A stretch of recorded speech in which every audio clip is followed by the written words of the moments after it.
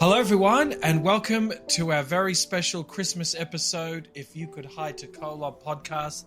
My name's Daniel. This is my brother Clive. Hello, everyone. Yeah, Daniel, what a great episode this is. Christmas rolled around every year, but it's always a special time. Yes, yeah, very exciting to be going over the Christmas lesson, and hopefully we can reaffirm the Christmas story. We're trying to not stick to the usual things we learn about or that are easy to see day-to-day Christmas story, I guess, but a little bit of the extra bits and pieces around the peripheral that will help you make up the complete story. Well, look, my mission president always said that if two companions were the same, we wouldn't need one of them. And if everyone's podcast has the same Christmas story, what's the point of listening? So let's make it a bit different, I think. Let's make it a little bit different, and hopefully we get some good education. And us too, we're learning as well all the time, so the stuff we'll be learning about this Christmas. You got a quote, Clive? Kick us off with a quote, because I do not have one. I do have a quote, and I want you to think about what I'm going to say, and I want you to think what you might associate this, or the immediate thought that pops into your head. So you're going to say what's 6 + 1? Now, this comes from a book called Christmas with the Prophets, and it tells you about all the Christmas traditions all the prophets have had, since Joseph Smith all the way up to President Monson, and it goes through their traditions, and it's all quotes from them, it's all stories. It's a really, really good book. So anyway, I'm going to read a bit of Ezra Taft Benson, one thing that he says. He says, Christmas prompts us to be more tolerant and giving, more conscious of others, more generous and genuine, more filled with hope and charity and love, all Christ-like attributes. No wonder the spirit of Christmas touches the hearts of people the world over, because for at least a time, increased attention and devotion are turned towards our Lord and Saviour Jesus Christ. Not many years hence, Christ will come again. He will come in power and might as King of Kings and Lord of Lords, and ultimately every knee will bow and every tongue confess that Jesus is the Christ. Now, speaking of being tolerant and the spirit of Christmas and things like that, what's something that popped into your mind? And enjoying Christmas, I guess our mum, when she was alive, loved Christmas and the spirit of Christmas, and Christmas was very hyped up in our youth. It's true. Mum loved Christmas, even, to the very end. That's true. One thing that I had in mind that popped into my mind was the Christmas truce of 1914. Remember that? Okay, well, do I remember it? Well, I don't remember it. I have heard of it, but I wasn't there for the Christmas. This is World War One, wasn't it? They had a Christmas truce, and they got the day off or something. Well, yeah, it's kind of like that. So there was the trenches between the British and the Germans.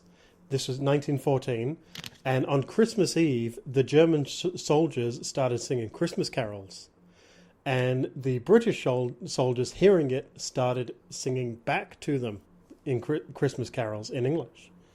And then, so eventually, the soldiers from both sides started yelling Christmas wishes to each other, and then it's slowly, eventually became let's meet in the middle and let's exchange gifts. This is World War One. This is a terrible time.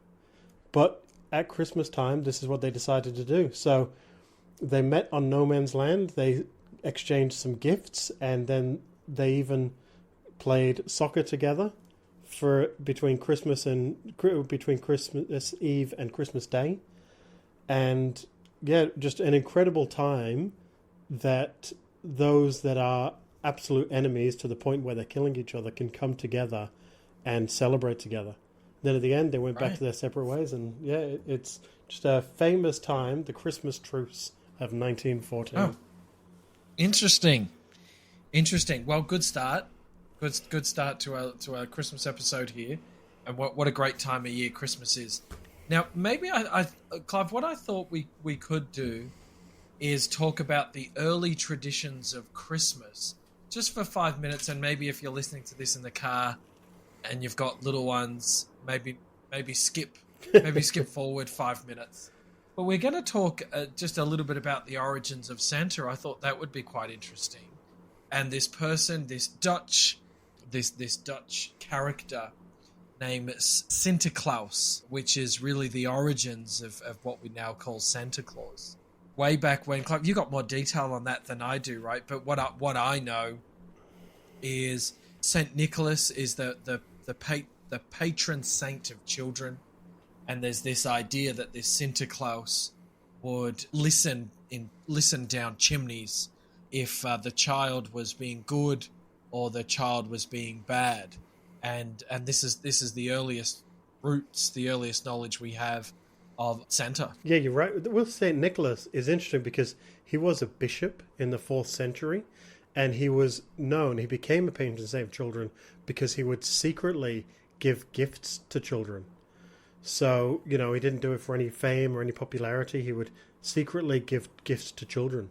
And then, yeah, like you said, there's a Dutch version that's called Sinterklaas that we would in English call Santa Claus. So they sort of merged the two together. One would listen in to see what it is that you wanted, and the other one would give you those gifts. And then over time, it sort of evolved. What I love about the one really interesting thing is the Dutch had this Sinterklaas. This is really where the tradition came from in the really early days, and they settled in Manhattan, in New York, and that because the Dutch settled in Manhattan, they're the ones that had the Sinterklaas traditions, and so they're the ones that built it up and up and up in that area, and then it obviously became America, and so that tradition was deeply enrooted. Certainly, the tradition was carried into the Americas in that peninsula there. So. In the 19th century, there was a cartoonist that drew this jolly figure with a big white beard and a trimmed suit. And then again, in 1822, there was a poem that came out, which we all know now as "'Twas the Night Before Christmas." And that sort of popularized this St. Nicholas with a sleigh and some reindeer. And then, yeah, again, it evolved in 1931. Coca-Cola had this idea. I mean, they were popular at the time, but not popular enough. And no one was drinking Coca-Cola in the wintertime. So they thought, well, how can we do this? How can we make Coca-Cola popular? So they took this idea of this Santa Claus or this Saint Nick, and they said, well, let's put a Coca-Cola in his hand. Let's make him red. And, he's this plump, interesting character around Christmas, and let's build around it. And that's basically how it started from there, and it just built and built to these incredible stories. With my kids, we didn't, me and you, we weren't really told about Santa as kids, so we didn't really know the real stories. So my kids, I would ask them what they think, and then I just build on that. And I'm guessing that's just how it happened over time. Kids would just come up with these crazy ideas about Santa, and you'd go, yeah, okay, that's probably true. Really, really interesting. We can get the kids back in the room now. Little icebreaker there, talking about Santa. Now let's get into the real story. And the real story, Clive, I wanted to just give a couple of... I guess it's really hard to... Where does the Christmas story begin? Where does it start? Does it start way back when the world began? Does it start with the prophecies? Does it start with Nephi, who was shown a mother? In First Nephi, we read all about that. Where does it actually begin? And I thought, I guess for me, if we're starting around that era, we really start with Zacharias. Zacharias is married to Elizabeth, and they're, of course, the parents of John the Baptist. And to give you a bit of a summary, the Gospels are very different in terms of their story of the beginning of the birth of Christ. Matthew touches on the topic just a little bit, not too much. Mark really starts his topic about Christ when Christ is in his ministry. John, just 2 verses I think John has of the birth of Christ or the beginning of Christ. And then again, John's book is all about the ministry. And then we've got Luke. And Luke is really where we learn most of the information we have, besides the bits of course, that we got from Joseph Smith. Luke is really where we get our information from. And so if we get into Luke, we learn, he first of all tells us about Zacharias. And we're into this in verse 5 of chapter 1 of Luke. There was in the days of Herod, the king of Judea, a certain priest named Zacharias of the course of Abi. I'm going to say Abi there, Clive. I don't think it could be Abia. Could be Abia, but I think maybe Abi, I'm not sure. And his wife was of the daughters of Aaron, and her name was Elizabeth. So The course of Abia or Abai is a holy course. It's Zacharias belongs to a certain group of priests. Their name are the Abijah or the Abiyah. These are the priests that Zacharias belongs to, and he is one of many priests. So their job of being these priests is to be in the temple. And when it's your turn to be in the temple, you live in the temple. You live in the precinct, you're cut off from your family. And your job is to be in the temple and performing temple ceremonies. The incense, which we'll talk about in verse 11, the incense has to be burnt. There's quite a few different things that the Abijah group that Zacharias is part of that they have to undertake while they're in the temple. And so this is the backstory of why we find him in the temple. In verse 9, according to the custom of the priest's office, his lot was to burn incense when he went into the temple of the Lord. So his lot, his turn. So great were the number of priests that it very rarely fell to the same person to go into the temple and perform this ritual twice. So it's a high chance that this is the first time that Zacharias enters the temple, and it's his part to perform the rituals. So he's in there now, he's burning incense, as is his job. It was someone else's job the day before, it was someone else's job the day before that. And there appeared, so he says here, and this is in verse 10, and the whole multitude of the people were praying without of the time of incense, so outside of the temple. And then, so Zacharias is in the temple, and he's in a room. And we know this because it says here, and there appeared unto him the angel of the Lord standing on the right side of the altar of incense. So inside the temple is multiple altars. But in this case, the altar of incense is where this angel of the Lord has appeared. And Zacharias, understandably, is shocked. He's in fear. He's seen something that he just could not believe. And he's immediately in trouble. Zechariah saw him. He was troubled. And fear fell upon him. And so you can imagine this person is in the temple. He must be so excited. It's his turn to keep the incense going and to perform the various rituals. And an angel appears. And in verse 13 it says, but the angel said unto him, fear not, Zacharias, for thy prayer is heard, and thy wife Elizabeth shall bear thee a son, and thou shalt call his name John. Now, this is where, Clive, and just jump in if you think I'm talking too much, but I've got a couple of things that I wanted to make a little bit clearer in terms of this story. Because in this case, Zacharias isn't sure. And he talks almost, I don't know if he talks back, or he doesn't understand, or he doesn't know the power of God. Because in verse 18 he says, and Zacharias said unto this angel, whereby shall I know this? For I'm an old man, and my wife well stricken in years. Like questioning this angel. What do you mean that we're going to have a kid? That's not possible. I'm too old. My wife is too old. This simply just cannot happen. And that's where the angel rebukes Zacharias and strikes him dumb for not having enough faith. I can't imagine, Clive, that was all that the conversation was. I imagine that there is much more conversation. But Zacharias' unbelief or his unsure, he's very unsure about the situation, if this can actually happen. And it's almost like he's having to say to the angel, but you don't know who my wife is. She's old. This is impossible to happen. And the angel saying, well, you obviously don't know God. This is the unfortunate thing about the Bible, isn't it? It's got the bits in there. They've only put bits in there, not the original Bible, don't get me wrong, but this Bible, where they had scholars come together and decide what bit should be in there, what bit shouldn't, and they tried to shorten it down. So they've taken the bits that would have been like, Zechariah, like you said, have gone, no, that can't be right. Like questioning the angel, not just simple, it's like, go up thou bald head.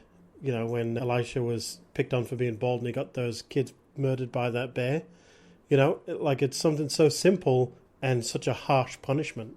Well, there's obviously more to it, just like with Zechariah and the angel. He would have been questioning the angel, well, it doesn't make any sense. You must be wrong. obviously God can work these miracles, but Zechariah is just, for then the angel to go, well, this is your punishment. I'm striking you dumb and quite possibly deaf, because later on it says that they had to sign things to him to get him to understand. So it's quite possible that he was deaf as well. In verse 20, and behold, thou shalt be dumb and not able to speak until the day that these things shall be performed, because thou believest not my words, which shall be fulfilled in their season. He doesn't believe the angel. And it says at this part here, Clive, so he's going to be dumb until when? Until the day that these things shall be performed. And we know what that day is. That's the day where he says, no, my son, he writes down John. What's the name of the son? There's an argument. What's the son's name? And Elizabeth is saying John, and Zacharias then is handed a board of some sort, and he writes on it. Well, because traditionally it should be named after it. It's the firstborn son should be named after the father. That in traditional sense. So they've gone, well, obviously it's not John. You're not understanding. So they says in verse 62, and they made signs to his father how he would have him called. What do you want to call him? Because she's saying it's John, but that's not true. He's your firstborn son. His name should also be Zechariah. So then he comes out of the temple. So in verse 21 and 22, and the people waited for Zacharias and marveled that he tarried so long in the temple. That was his calling at that point in time. So he's obviously overstayed because they've expected him to come out and he hasn't come out. So the people waited for Zacharias and marveled that he tarried so long in the temple. When he came out, he could not speak unto them, and they perceived that he had seen a vision in the temple, for he beckoned unto them and remained speechless. So he comes out, and now people are amazed. They believe that he might have seen something. They're obviously not sure what it is, but Zacharias knows what it is, and the people are there saying, okay, something's happened to this guy. Now, something happened inside the temple, and now he can't speak to us. So that's the backstory of Zacharias. We know the story of Elizabeth, and of course Mary goes to Elizabeth and stays with her for some time and goes back, and Joseph sees that she's with child at that time. So just a little backstory there, Clive. What have you got? Well, I mean, there's that part, and then there's the Mary part. So if we cut now over to Mary, in a town called Nazareth, there was a young woman named Miriam, who we call Mary, who by birthright, she was a Jewish princess because she was a descendant of King David. She was betrothed to a man named Joseph, who was also of the Davidic line. So not, that closely related, but related down the line. And the Davidic line is long. This is generations. It's not like these were first cousins or something. This is a broad tree. And, it says that they were betrothed, which basically they were engaged. But Jewish law says that if you're engaged, it's as if you're married. Like, it's the same sort of... It's not as simple to break up an engagement like it is now. If you're engaged, you're basically married.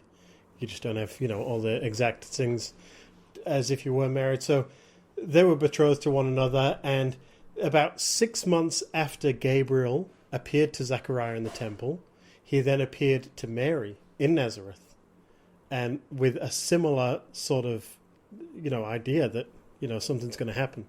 Obviously, it's better to read it because it makes more sense, or it sounds better. So in Luke 1:28, the angel came unto her and said, Hail thou that art highly favoured, the Lord is with thee, blessed art thou among women. Now we talk about great women, we talk about, obviously Eve, what an incredible woman she would have been, Emma Smith, another incredible woman. Then, Mary. Well, I mean, there's incredible women all through, Ruth and all that. But, what a opportunity, or what a great time it would have been to know that I've been selected. What did I do in the pre-existence to be selected to have the Son of God? That's what I was going to say. What lengths Mary must have gone to in the pre-existence to have such a blessing. Yeah. To be the raiser, of Christ. So a really special. I've got a painting. I say that like I've got some kind of art gallery. I've got one, but it's of Mary laying under the stars with a teenage son, a teenage son in Jesus, and they're looking up at the stars. And you look at that painting and you wonder who's teaching who. Is Mary teaching Jesus about the stars and that he's got a father up there somewhere? Is this young Christ teaching his mum? But the painting shows how close they are. What a duo they would have been. Well, sometimes it's easy to forget, isn't it? Because we hear about Jesus' birth, then we hear about his ministry. But all that time in between, he would have been, learning and teaching from his mum and Joseph, obviously, of course. And there are additional resources about Mary's knowledge. So the angel goes on, I'm not going to read it all, but it's all in there, that speaks of, well, I'll read 32. And behold, thou shalt conceive in thy womb and bring forth a son, who shall call his name Jesus. And he shall be great, and shall be called the Son of the Highest. The Lord God shall give unto him the throne of his father David. And then he goes on to explain that her cousin Elizabeth is also pregnant, and that she will soon give birth to an important child. And then Mary then says, Behold, the handmaid of the Lord, be it unto me according to thy word. And the angel departed from her. So just two incredible beginnings. Okay, I mean, we've just decided here's where it's going to start. But like you said at the beginning, where do you start? We've just got to sort of pick a point because it starts everywhere. But that's right. Two humble beginnings for two humble people, chosen of the Lord to be these incredible people that will be known throughout history. So Mary now goes and visits Elizabeth, and we've got what Mary says. We're still in Luke 1. Like I mentioned at the start, Luke is really the who takes us into the detail. This is really where we get the information. Well, Luke's a historian. Luke's a physician and a historian, so you'll notice that as you read Luke, when he mentions people, he sort of gives their little backstory as well, more than anyone else does. So verse 46, and Mary said, My soul doth magnify the Lord. So you imagine that she's now talking to Elizabeth, and that goes all the way down to verse 55. You just look through here, verse 50, and his mercy is on them that fear him from generation to generation. Verse 53, he hath filled the hungry with good things, and the rich he hath sent empty away, and he hath holpen his servant Israel in remembrance of his mercy. So Mary is now speaking scripture to Elizabeth. So it's a joyous time for this family. Well, certainly between the two women, it's a joyous time. And Zechariah as well, he's struck dumb, but he's quickly developed a testimony and he's quickly developed knowledge of God. So a very, very interesting point here. So now, John is born, and John is born at 8 days old. He gets the priesthood, and I had the reference. Do you have the reference? I do. It's Doctrine and Covenants, section 84, verse 28. Would you like me to read it? And you can explain it? Yeah. It says, For he was baptized while he was yet in his childhood, and was ordained by the angel of God at the time he was 8 days old, and unto this power, speaking of the priesthood, to overthrow the kingdom of the Jews, and to make straight of the way of the Lord before the face of his people, to prepare them for the coming of the Lord, in whose hand is given all power. Now, a Jewish child, undergoes a ceremony. I'm going to call it a ceremony called Pidyon Haben, and Pidyon Haben is the time where they are circumcised, and there is an offering of silver in Israel right now. If you go there, your child will undertake Pidyon Haben, and you will obtain silver coins, and you will pass silver coins around. The child is often presented, I think, on a silver platter as well. So John undergoes this process. It tells us here that he was circumcised on the 8th day, and they go to call him Zacharias after the name of his father. So as you mentioned, Clive, he gets the priesthood on that day, and this must have been a angelic visit. It does say that he was ordained by an angel of God. So right. Whoever that may have been, could have been Moses for some point in time. Yeah. Okay, so he gets the priesthood, and now we have this issue here where they want to call him Zacharias, and his mother answered, she said, Not so, but he shall be called John. And they said to her, There is none of thy kindred that is called by this name. So they say, where does John come from? That John is not in your family? You can't possibly call him John. What are you thinking? And they made signs to his father, how he would have him called. So they go, the woman is clearly not intelligent. She clearly doesn't know the traditions. Zechariah, you can't speak over there, but surely we're just going to call him Zechariah like we've done with all these other people. We just say, what's the dad's name? Oh, it's this. Okay, we'll just add it and move on. We're not going to be super original. And as Zechariah motions to them, says he asked for a writing table and wrote, saying, his name is John. And they marveled all. And at this point in time, his mouth was opened immediately, and his tongue loosened, and he spake and praised God. And fear came on all that dwelt round about them. And all these sayings were noised abroad throughout all the hill country of Judea. So people are now hearing about this first person. And as John grows up, people think he's Christ. They follow him as their leader. And this is when we hear him say that I'm not worthy to do up the latches on the shoe of that person who's coming. So John becomes quickly famous, and his father and his mother's story as well becomes very famous. So that's the story of Zechariah and John. And so from a chronological perspective, certainly from Luke, this is really the order in which the Christmas story starts. You could, of course, tell the story of just in isolation with Mary and Joseph, but the angel Gabriel had two tasks. He had the task of bringing John the Baptist and the task, of announcing and going through that spiritual motion with John the Baptist, and then, of course, with Christ as well.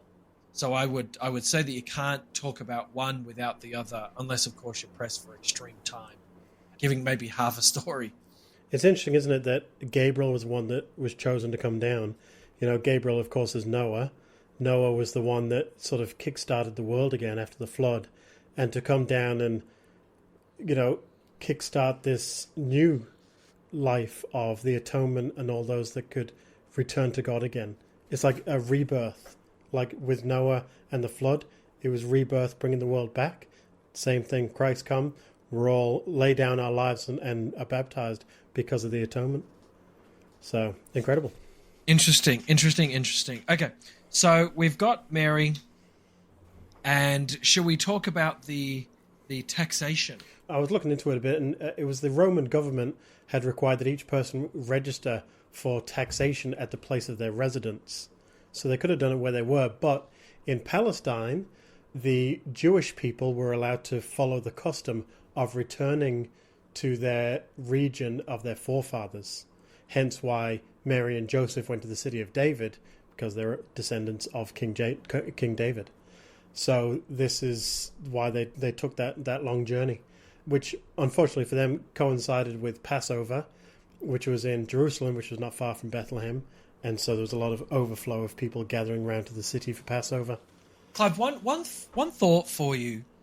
As Mary and Joseph are traveling to Bethlehem, do you think they know that they're traveling through a land that in a different time could have been theirs as royalty? Well, I recall very, not very much, but as you said it, Jeffrey R. Holland did a talk about this and about, right, the things they must have been feeling. And he said, they must have been feeling, the burial of Ruth was also in Bethlehem and their ancestors long ago, and the joy they must have felt to be in that area once again. So, he did mention it. So, they must have understood it and felt the spirit when they were there.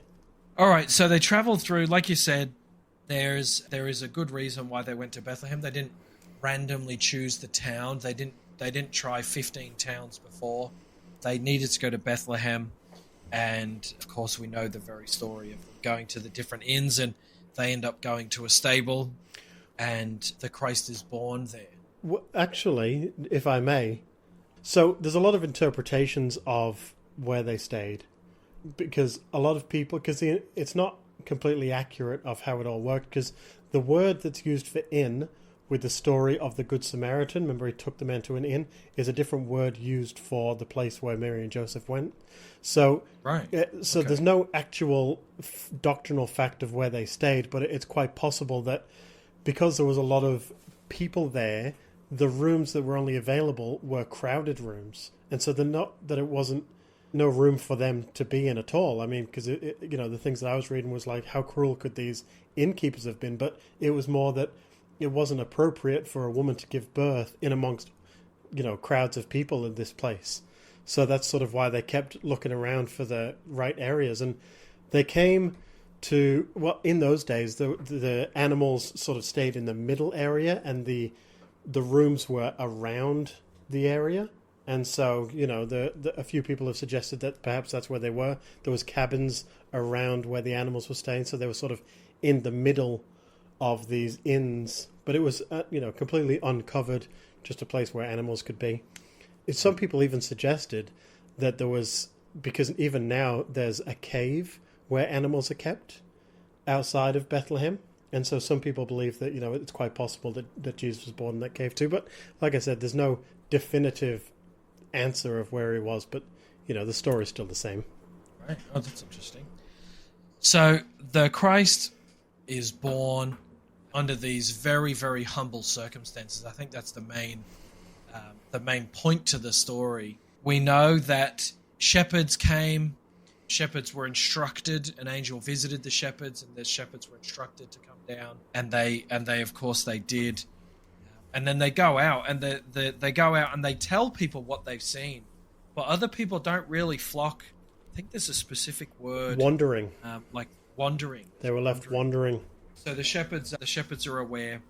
And now time goes on, and contrary to I guess main social belief, the kings appear. Of course, the wise men appear. Probably, the magi.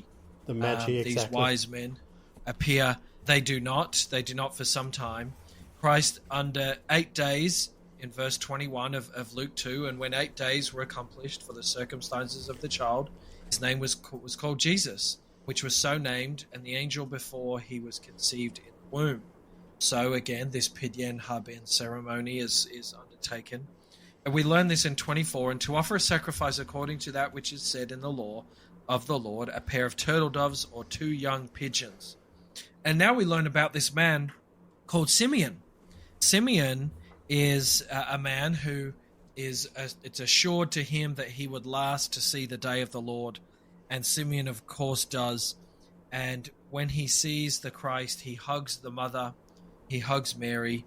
And Simeon blessed them and said unto Mary his mother, Behold, this child is set for the fall and rising again of many in Israel, and for a sign which shall be spoken against. Yea, a sword shall pierce through my own soul also, that the thoughts of my hearts may be revealed. And there was also one called Anna. Anna's a prophetess who we really learn very little about, but also in the temple. So 2 very special people witnessed the Lord coming into the temple to undertake this special ceremony. And what a great pair that Simeon and Anna must have been. So, Clive, Christ now he's in the world. And our minds, according to the story at least, now go to the wise men. There's 3. There is 3 wise men, right? But they come months or years. Is it? What's the timeline to the best we know? The best we know, the wise men actually visit. Yeah, it's around 3 years. These wise men, they're probably Zoroastrian priests, which is a religion back then. They're from Jamaica. Back then, and it's actually still around right now. Very, very old religion. So, well, the idea is... Do those people think that there's what did you say, Zoroastrian? Zoroastrian, yeah. Do you think that the modern day Zoroastrians lay claim that they are the original wise men? Oh, they do? They do, yep, they do. And right. There's a lot of evidence suggesting it. They came from the East, and that's where the Zoroastrians were. They study astrology, astronomy, and religious culture. So so if a new star were to appear, they would notice it. They're great with history, so they knew that a new star would appear if a Christ were to come. So they would know if it happens, then something here has happened. The 2nd century, people started calling them kings because of the gifts that they bring. And then it was the 6th century, they're actually given names. So this is more like we think, but One was called, and this is why it's always traditionally put as three: Caspar, Right. Melchior, and Balthazar. They're the names given to the kings. So, but that's not till the 6th According century. to the all right, is that Josephus saying that, or who's saying No, this is actually a book about world religions that I was reading. that? Okay. So Yeah, that's a Christian belief that's their names. Hmm. So anyway, so they, being these priests and having to travel far, they went to King Herod, because he had to go into his land, and so they questioned him, asking first Is of it all, true that they go to Herod? Is the traditional story that they go to Herod because Herod's the king, that they just assume he'll know where the other king is, the king being the boy king? well, because it happened, in Herod's, backyard, I guess you'd say, his kingdom. Yeah. They've gone to Yeah. him first and gone, we want to see this. We've seen the star and we want to go and visit this child. And Herod sort of, he knew that it was going to happen, but he wasn't aware that it was happening now. So, being such a wicked man, he thought that he would trick the kings into giving the location to him, saying, go find him, tell me, and I'll worship him as well. But King Herod was a terrible person. He had two sons that he had killed out of fear that they would take over the kingdom. He had His wife kills his wife, doesn't kills his wife as well because he was angry with her. Just a terrible person. There's the story that he wanted to kill all the children so that, knowing that Christ would eventually be king, not really understanding the story of how he would be king. But, I think you've mentioned it as well, that story, it may or may not be true. There is no historical fact on that he ever killed any children. It he? does. It was mass murder. Yeah. I mean, the things that I understand is that he wanted to kill Christ, not that he wanted to kill all of these children, and so that's why they flee to Egypt, Mary and Joseph. They flee to Egypt, which does a few things. First of all, if Herod did want to kill Christ, well, it gets him out, but it also fulfills the prophecy in Hosea, saying that he will come out of Egypt. So it's important that part happened anyway. Clive, two things that I wanted to raise about Herod that I really, really like. And it's something that only dawned on me a couple of years ago when studying the Christmas lesson back then. So Herod is the wise men, the Magi. They come to Herod, and Herod basically, perhaps he excuses them. He inquires of his own people, his own viziers, his own priests. And he asks his own priests, what's the go? And his priests consult the scriptures, and the priests consult the scriptures, and they say this could happen. And Herod believes the scriptures, and he's spooked. And he believes that this Christ could be the one spoken about, so orders him dead. Likewise, at the end of Christ's life in Matthew 26, the high priests, the scribes, they believe Christ as well. They, of course, see him raise Lazarus from the dead. And so they believe him as well, and they order him dead. I guess it's just a pointing out here that the start of Christ's life, the most wickedest people believed him that he was Christ. And at the end of his life, the wickedest people believed him that he was Christ. And both of their jobs became to kill him.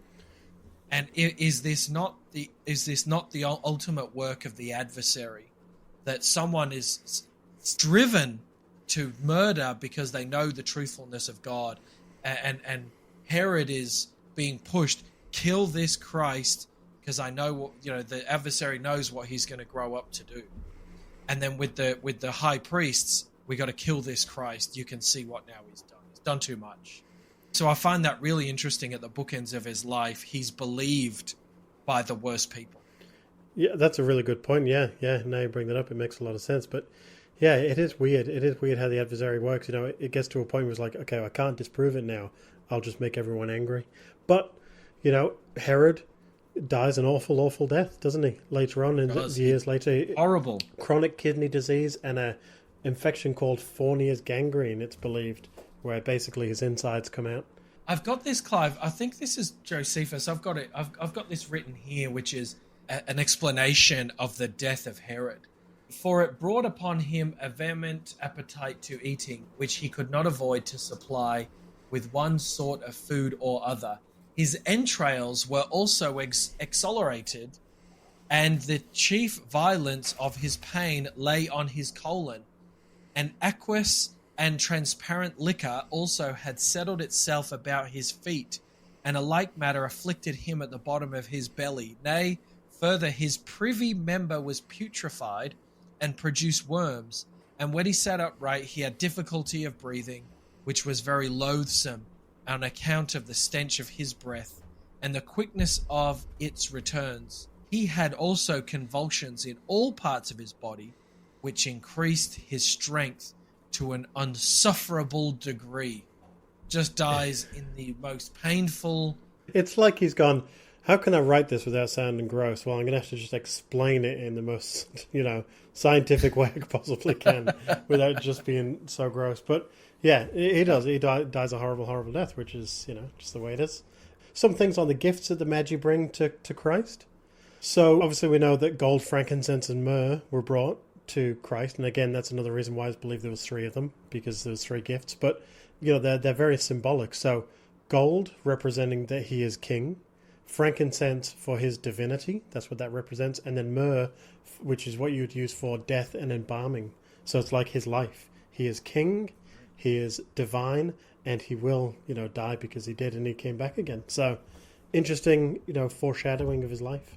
And in reality, I was having a conversation with a member, a very, very wise member many years ago, who said, Daniel, Mary and Joseph were very poor. They probably just sold those things to make ends meet after they received them. They wouldn't have been floating around with gold. They would have been robbed. Yeah.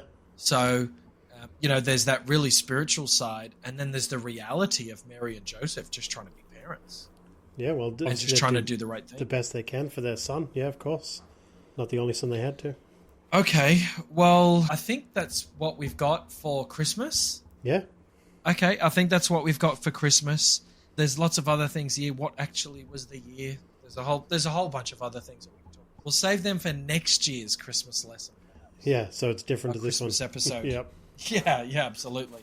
Enjoy Christmas and enjoy Christmas with your family.